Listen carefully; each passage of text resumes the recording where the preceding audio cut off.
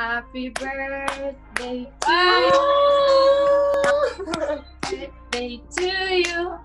O-blow natin. Sabay tayo. 1, 2, 3, go!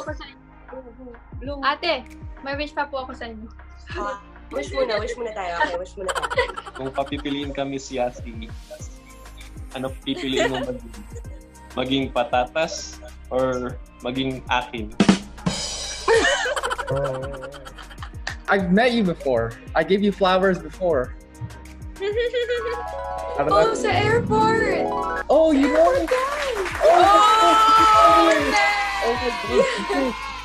Yes. Yeah. I have flowers for you again. Ate Yas, sabi, makinig ka kasi.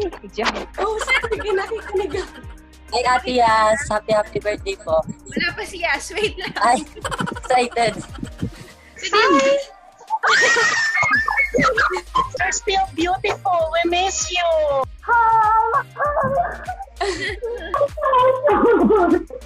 Nanginginig ako.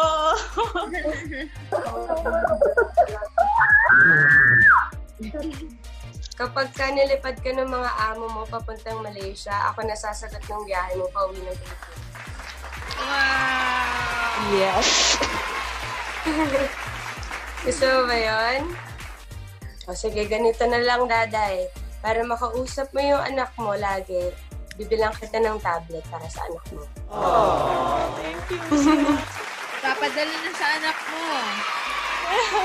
Thank you, Miss Yasi. Pa-sponsored po, ate. Ng biyahe? Opo, ate. Ay, Saan mo gusto pumunta? taping po ng probinsyano. Siyempre, number 1. O sige, ibabiyahe ko kayo ng kuya mo papunta ng Luneta Park. My question is, kung meron isang lugar na memorable sa'yo at gusto mong balikan, saan yon at bakit? Maliban sa Pilipinas? Kahit saan. Basta yung pinaka-memorable sa'yo. Siguro my dad's last birthday last year. We had a dinner, tapos pumunta kami sa isang rooftop sa Makati. At nandun siya at sumasayaw siya. And Yes, I saw this. Wala kang daddy, wala akong mama. Naku, alam ko medyo mahirapin para sa'yo. Ilang taon na? 21. Sobrang hirap. Yung, di ko alam kung parang pinaghuhugutan ko ng lakas ng loob yung tatay ko lang. Kasi siya lang yung natitira sa akin. Mabuti yung ginagawa Sakit mo. mawala. Nagtatrabaho ka para sa pamilya mo. Mabuti yan. Namimiss mo na sila? Kaya nga eh. Sobra. Kung meron ka sasabihin sa kanila yan. Gusto ko lang sabihin sa kanila na lagi silang mag-iingat kasi yung kaligtasan nila ang happiness ko. Kailan mo gustong umuwi? This December, magbabakasyon lang kung papayag yung amo ko. Kasi magti 3 years na ako dito sa kanila December. So, 3 taon mo na silang hindi nakikita. Yes po. Through video call lang. Pero di ko na yun masyado iniisip kasi pag iniisip ko, hindi ako makakapag-focus. Gaano ka katagal dito kung sakali? 2 months or basta 2 months lang. Di naabot ng 3 months. O sige, ganito na lang. Pag uwi mo dito, aayusin ni Ella at magkikita tayo. So ba yun? Gusto ko dito na. Pagod ka na dyan?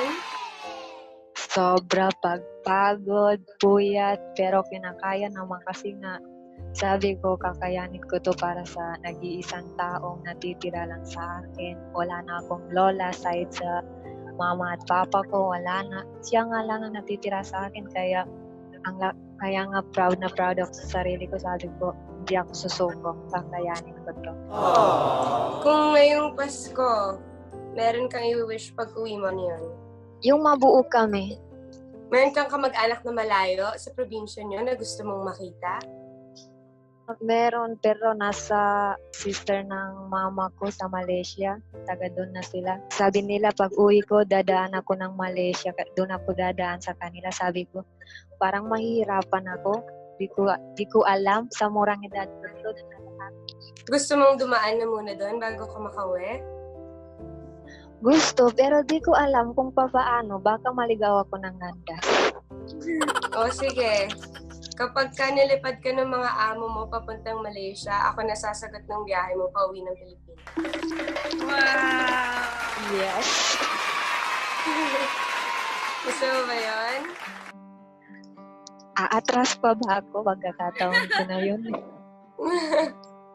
O dahil sa lahat ng Thank you. paghihirap mo dyan at paghihirap mo para sa pamilya mo, ako nang bahala doon. Ay, sweet naman. Thank you. San, marami pang blessing na darating sa'yo kasi deserve mo yan. Sobrang mahal na mahal ka namin. Sobrang proud na proud kami sa'yo. Isa na ako doon. Alam mo ba, ikaw ang inspirasyon ko kung bakit lagi akong malakas dito kasi gusto ko balang araw maging ikaw. Char. Thank you! Salamat talaga sa mag-ingat ka dyan, ha?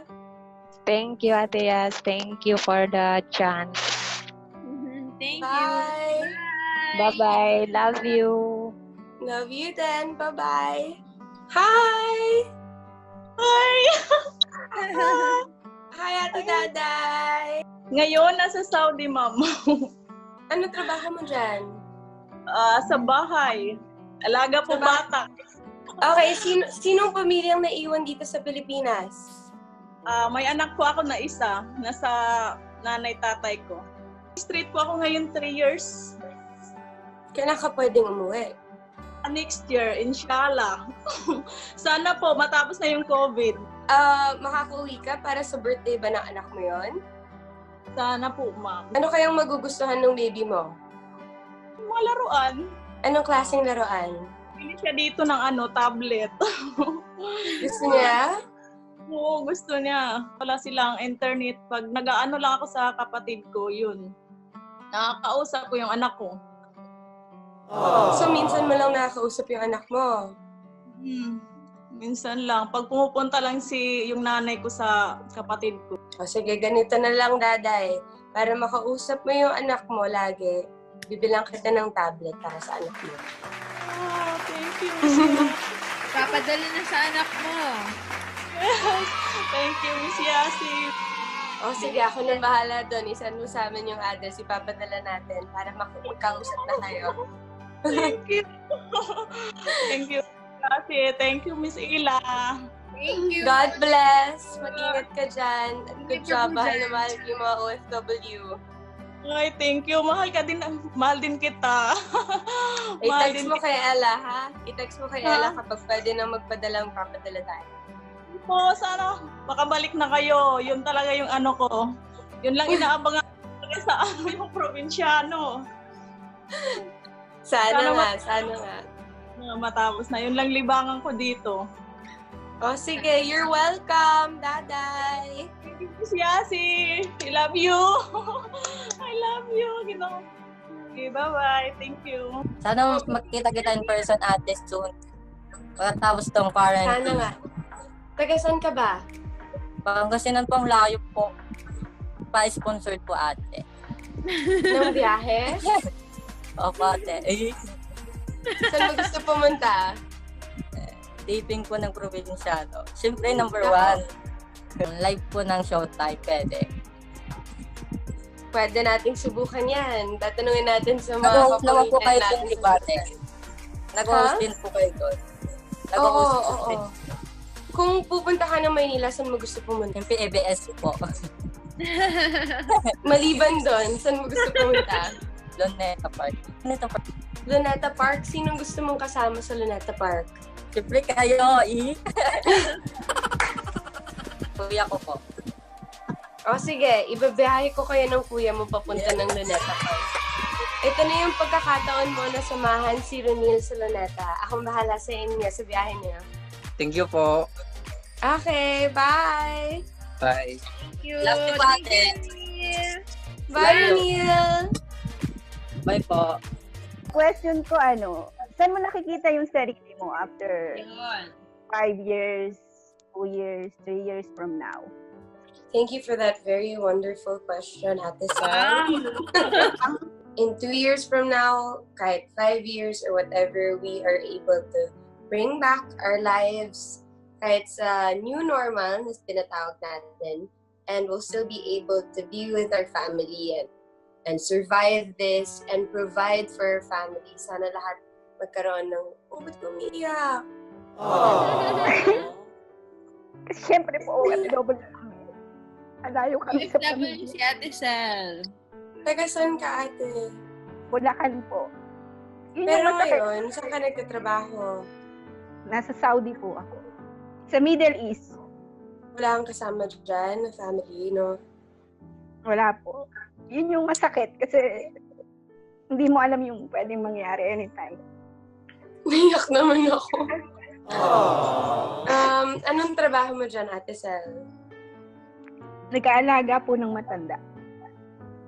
Good for you. I really, really value people like you. Alam ko yan kasi paging daddy ko, bago everything, kailangan nila ng attention and care.